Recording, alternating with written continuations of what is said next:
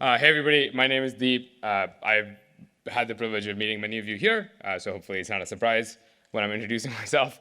But for those that don't know me, I've been working at PL for a few years now, working on what we currently call the data programs team. I also, as part of that capacity, spend a bunch of my time working on the Phil Plus program, and so I'm here wearing my Phil Plus hat to talk to you about retrieval incentives. I would appreciate if you interrupt me if you have any questions instead of waiting till the end. I'll probably try to cover as much as I can in about 20-ish minutes and specifically try to leave about 10 minutes at the end. But if anything does come up, flag it right away and let's talk through it. I also have a tendency to speak fast, and on top of that, I've had 4 coffees and I'm halfway through that bottle of Coke over there, so I might be speaking even faster than usual. So if I need to repeat anything, also please just put your hand up and tell me to. I promise I won't be offended, so I would hope you wouldn't either. Okay, so what is Filecoin Plus? The mission of PhilPlus, as it currently stands today, is to incentivize data onboarding across use cases with a community-governed trust mechanism. Specifically, it's just trying to look at how we can support the onboarding of legitimate data. You heard Juan talk about this at length in the opening session, so I'm not going to go into super details on like why we have PhilPlus as a mechanism, what we're looking to do with it. If you do have questions about that, either find somebody sitting on that table in the middle of the room after this session, Phil and Simon, if you can put your hands up so people know, you can ask them questions about PhilPlus, or we have a track on Wednesday, the governance and community track, where the afternoon slot will be a deeper dive into PhilPlus, so please join us there. The TLDR for you right now that you need to know is it represents a 10x multiplier on block rewards for storage providers, for which they also need to put up 10 times the collateral.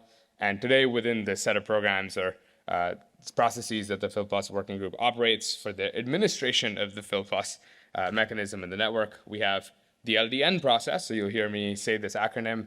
This acronym stands for Large Dataset Notaries. There's ePhil Plus, which stands for Enterprise Filecoin Plus. And you've got like notaries themselves, which are like individual decision makers to support giving this subsidy to a particular use case. And then we've got something called the glyph verifier that automatically gives a subsidy to anybody that has a GitHub account that's over 180 days old.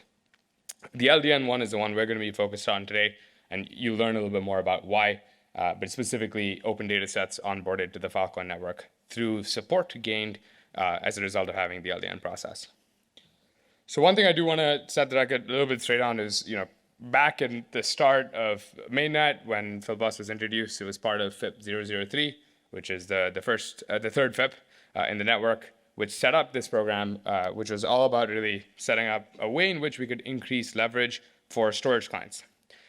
But it didn't actually include retrieval. And so when you were to store something on the network, it didn't automatically mean that you were only getting a incentive or a subsidy to store and retrieve that data. It was purely meant for SPs that were doing business with clients that had this like novel resource that we call data cap, and that business was defined as a storage deal. And a storage deal did not come with retrieval expectations at the protocol level, because just as you heard from the previous conversation, those don't exist. So there was no way to do that. And so effectively, the conversation was really just focused on storage. What we've observed over the last couple of years is storage works, and actually retrieval also works, which means you can go and get your data that you've put onto the Filecoin network off of the Filecoin network with coordination with an SP, hopefully using a tool that actually makes sense, hopefully with data transfer protocols that work and people's network connections don't break halfway through, and other litany of things that need to go right, including the goat sacrifice the day before. But usually, if you get all that stuff done, retrieval should work, which effectively then turns into PhilPlus looks like a mechanism that redistributes new Phil, which is a shared resource, to storage providers that behave a certain way in that network. And that certain way would have been defined just as serving storage for a particular class of clients. But the reality is storage clients don't just need storage. They also need to get their data back. If data has been stored onto the network, there needs to be a way for that data to come back off the network. Of course, this is super nuanced, as Hannah was pointing out earlier. Sometimes this data shouldn't be accessible to everybody. Sometimes this data doesn't actually need to come back. Maybe it's like a store once, read never type situation.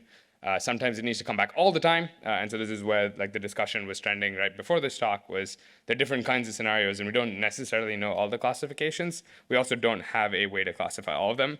And so we're learning more about this. But we needed to start somewhere. And so what we started out with was the LDN program, which typically defaults into supporting open data sets being stored on the Filecoin network and trying to figure out if we could just establish some kind of precedence to say, hey, this stuff needs to be retrievable. It wasn't just about storage. It now meant that we needed to reshape the conversation to also include retrieval. And so there's a bunch of stuff that we need to think through. Like what surface area within the entirety of Phil Plus that we see on the network that like represents like 99.9% of the entire footprint of all deals could this be applicable to? What type of data or data sets could this be applicable to? How would we know? Could we test it? What would we test? And what would we do with the test results? Who is ultimately held responsible for whether or not something is retrievable? Is it the storage provider? Is it the client that chose to work with the storage provider? Is it the tool that the client used to onboard data to the network that then put it with the storage provider? Is it an entity that built the software? There's a lot of different stakeholders that are involved in this, and so we had a lot of discourse in the Phil Plus community. This is actually a screenshot of the conversation. You can check it out. I'll share a link to it if you want to read more. A lot of people in this room were involved in that as well, which is awesome. And what we came up with was actually proposed by Caro, who you've heard from earlier today, where we now have a published initial sort of what are the retrieval guidelines for data clients that are storing open data on the Filecoin network via the LDN process. Decent amount of caveats, but it's actually still a pretty large surface area for what's stored at the network, and a pretty large amount of data that's on the network right now can be represented through that like classification and set of caveats that I just presented, which is super helpful because it helps us scope the conversation to just data that is expected to be retrievable, data that is effectively a public good in some capacity, and can actually be, like SPs or others can actually be held reasonably accountable to providing that data back. So going back to these questions, right? So what surface area within PhilBus, we define that as the LDN program or the LDN process where we can actually modify something about the policy as a working group, test it out, see what we can do with it.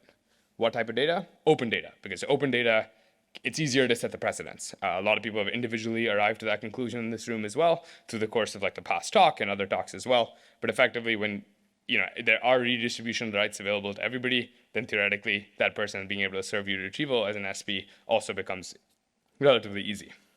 Then there was a question of how to test it and what we'd do with the results.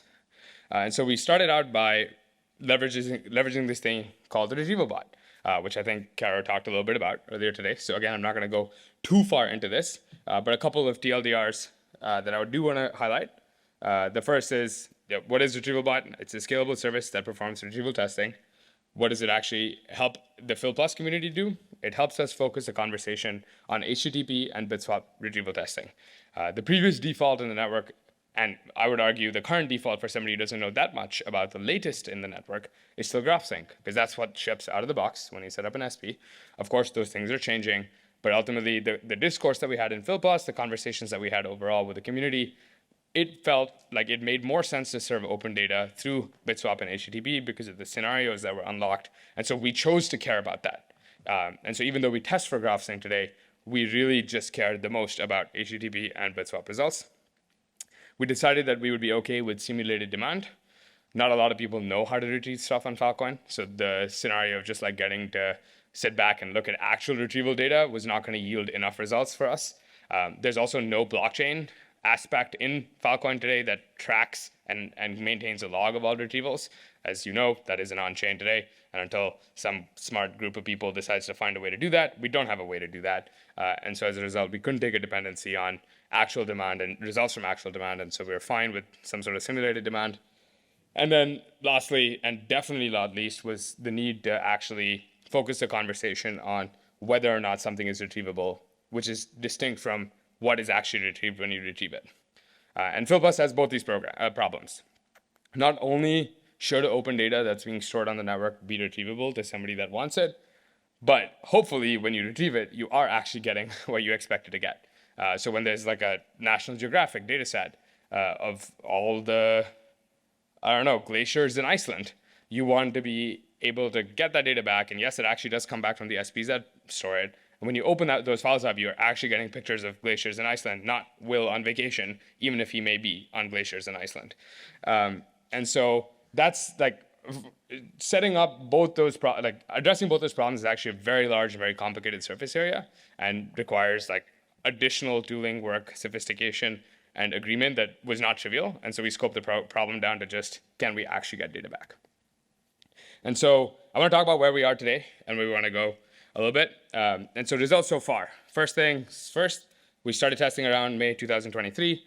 Currently, the retrieval testing rate is about 8 million tests per 30 days. These are across each of the data transfer protocols. I'll pull up the dashboard so you can see the live numbers as well. Each data cap application, so that's, for those of you that don't know, that's the way in which a storage client would apply to get data caps. So like go through the Fill Plus process. The retrieval testing results are actually published to their application. And we've got dashboards that are up that show you some of this stuff. And so I want to show you a couple of those things before I go into that. Actually, no, let's look at them right now. So this is the Retrieval Bot dashboard. Stephen, who's at PhilDev Summit but not in the room right now, you can hound him down and ask him questions about this, or you can ask Caro, and they'll walk you through what's going on. But this basically shows you that, hey, in the last 30 days, there was about 2.6 million attempts for retrieval across each of the data transfer protocols. You can see the total success and failure as it changes day by day. You can actually go down and test this on a per client basis. So I was going to put David Choi on the spot and pull up the Daghouse client, but I decided not to do that in good taste. And instead, you would arguably be able to pick anybody here, see what their latest results look like. Where this starts to get really interesting is you can break this down per data transfer protocol so you can see how things change. You can start to dig into specific failure logs for a chosen client or provider, and then start to see how their data is distributed on the network. Separate from this, we also track this at the Fill Plus level, which is, hey, in theory, Fill Plus could benefit from having multiple tools that test retrieval, and we'd want to build the most unbiased view possible when it comes to testing whether or not a piece of data is retrievable. And so we've got a dashboard up that you can get to anytime you'd like at quality.datacapstats.io. If you scroll down here, you'll see there's a retrieval bot score by total size. And so this shows you a graph that I'm going to set this, 90 days is good. And you can see that the amount of red is not good, is going down over time, which is great. What we'd like to see is more green. And so this just represents sort of a breakdown of the amount of data that is not retrievable at all to data that is almost always retrievable over the course of time. And you can see that over time, we are trending the right way. As it comes to open data sets in the Fill Plus side of the world, because we're so focused right now on HTTP and BitSwap, and as a result of how limited BitSwap testing is without having a good payload to piece CID mapping, we also look at the HTTP graph a fair bit. And you can see that is also improving drastically. And so this is important to note because we're here in this room talking about how we can get people to actually serve retrievals. And what we can see is that if you do couple them to storage and you set the precedent that retrieval is expected as part of storage, you actually do see some results. This isn't good enough. This is far from being good enough, but it is a step in the right direction, and we're interested in seeing how much further we can take this. This is purely driven by awareness as well. There's not a lot going on here in terms of policy, in terms of compliance, checking, and twisting of people's arms, or limiting access to people's resources or rewards as a result of the outcomes that are experienced here. This is almost purely us just sharing reports publicly that say, hey, this is what retrievability looks like now. And so then what ends up happening is individuals in the community may say, that looks weird, that looks suspicious, and so then people don't end up getting all the support that maybe they think they deserve. But that's it. There's actually no significant compliance-based enforcement happening here, which is awesome, which means that once we can get there, it should get even better than this. But we definitely have more work to do before we can continue to take more dependencies on this. Okay, now I'm moving the graph instead of presenting you the slides. Let me go back to that. Where are we? Do you mind if I ask a question? Or yes, please. Great time to ask a question. So would it be possible to build a blame dashboard where you see, instead of having the aggregate metrics, you have per user? Or absolutely, yeah. Okay, David, do you mind if I pull up the Daghouse application as an example? Great. So this is the data cap application for Daghouse, which is the team that operates Web3.storage. You can go through and see, for example, I'll just cherry pick this report from the past. This is July 31st. This thing says, okay, let's look at the retrieval statistics currently. Looks like GraphSync retrieval success rate is 0%, HTTP is 24.53, bit swap is 0%. What does that actually mean? Let's dig in. So you've got the actual retrieval report. This thing shows you over time how the data from this client is trending in terms of retrievability over time. It then shows you a breakdown for every single SP, what the total number of retrieval tests were, whether or not they succeeded or failed, what their ratio presents compared to all the other testing that's happening to them. And so, yeah, you basically have this. This is being published right now for every single data cap applicant in the Filecoin Plus set of programs. But specifically, we're only generating and publishing these reports in a proactive way for those that are participating in the LDN process. And so we could scale that up. We could also do this not just for Filecoin Plus in theory, but for the biggest chunk of data onboarding that is facilitated in any capacity on the network, we are generating and proactively publishing these reports. And then the last link, I think, was to the dashboard itself. And so the dashboard itself now, as you can see up here, has a filter for the client. So on the client now, you can see these are the success ratios per provider. You can see like a leaderboard of how SPs are doing. I actually think this particular SPID, they're not in the room, but they're definitely at PhilDev Summit. Somebody should give them a thumbs up. And then you can go in here and check out like the error reports. And so, yeah, there is a blame report, I think, if this represents sort of what you're thinking about. For a little while, we did like the champions of every data transfer protocols, and then I don't know what the opposite. That's part of why we removed it, is because we didn't have a good opposite champions. But we did, yeah. Hall of Fame, Hall of Shame, yeah, maybe, yeah. So we had like top 10, like most successful sort of SPIDs on the network that were serving in a data transfer protocol, and then top 10 least successful. What we found was that the dashboard was extremely expensive to run the way we had architected it, so we wanted to change some stuff about that. And then the set of people that were loading into it at that point in time, because of the way we had set it up and how we were like architecting and marketing it, was more like client representatives as opposed to like SPs. Like instead of SPs looking at that and being like, hey, like does our behavior need to change? We do think it's a relatively interesting and powerful motivator. And so, yeah, we probably want to get to more simplistic views. As far as I know, actually, Caro and Steven, who are working on the dashboard, are actually working towards this kind of leaderboard. Oh, she's literally waving. I'm sorry. Caro, you want to talk about this? So on this page, this is the network overall success rate. We were thinking of putting the leaderboard here as well, and the Hall of Shame, but we weren't sure how much value people would get out of that. We also weren't sure what kind of message a Hall of Shame would deliver by calling people out. So I'm super open to suggestions. If people think, yeah, we should definitely have a Hall of Shame, we can do that very easily today because we have the materialized view thanks to Steven and Xian. That is already, the data is there. We chose not to show it because of complicated reasons. Given where the data is, Hall of Fame seems potentially more actionable because that allows clients to know who they should make data with or deals with if they want the data to be retrievable, which is a useful thing, right? It's not, I want to make deals with everyone except for these 10. It's more, there's roughly 10 that I can make deals with. Yeah, I wanted to add one very small thing. On the quality dashboard, there's actually a tab where you can look at all the different SPs and then also their retrievability, like on the very top, I think. And then, yeah, providers. Oh, so in theory, I could just sort by worst, right? Yeah. Oh, yeah. I can't sort by at the moment, but... Yeah, you can't sort it at the moment, but... You could theoretically download this data and then just parse it as you need. Yeah. Sweet. Okay, going back to the slides that I eventually found. So where are we headed to next?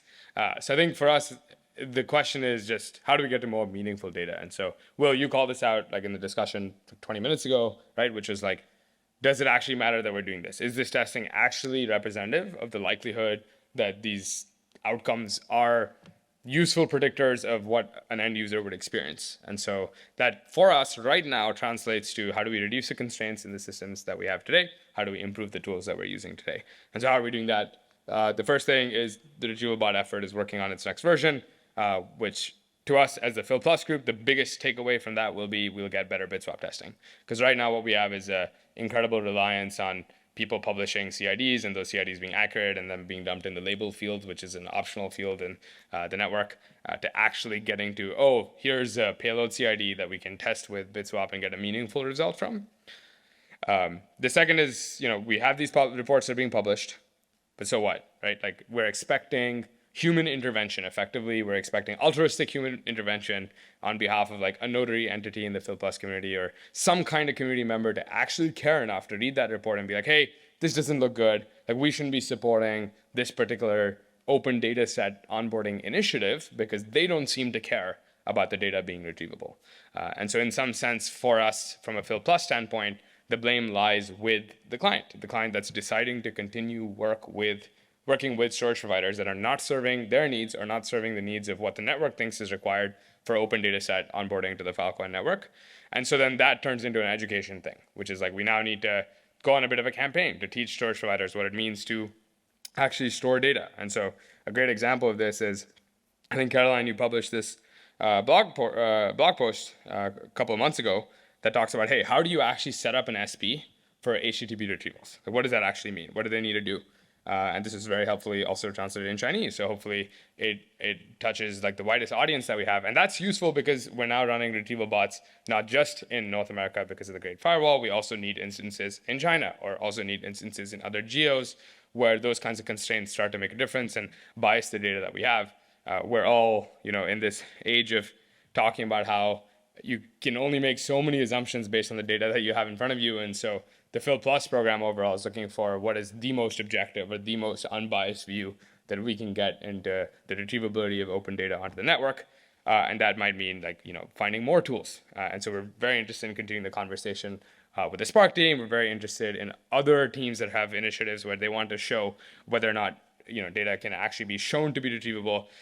We also need to fundamentally overcome this gap between like retrieval testing versus retrieval like sampling, which is to say, hey, Corey, are you alive? Can you send me a little piece of food versus is the food what you gave me? Is it what I expected of you when I order something off the menu?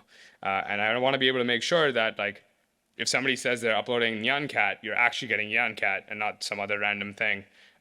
Like I said, Will's pictures vacationing in Iceland. And so we don't have a good way to solve that problem. We're very interested in having that conversation. And so roughly, as I wrap up here, I've got a couple more minutes because somehow this seems to be the only track that's progressing ahead of schedule. Congratulations, Will.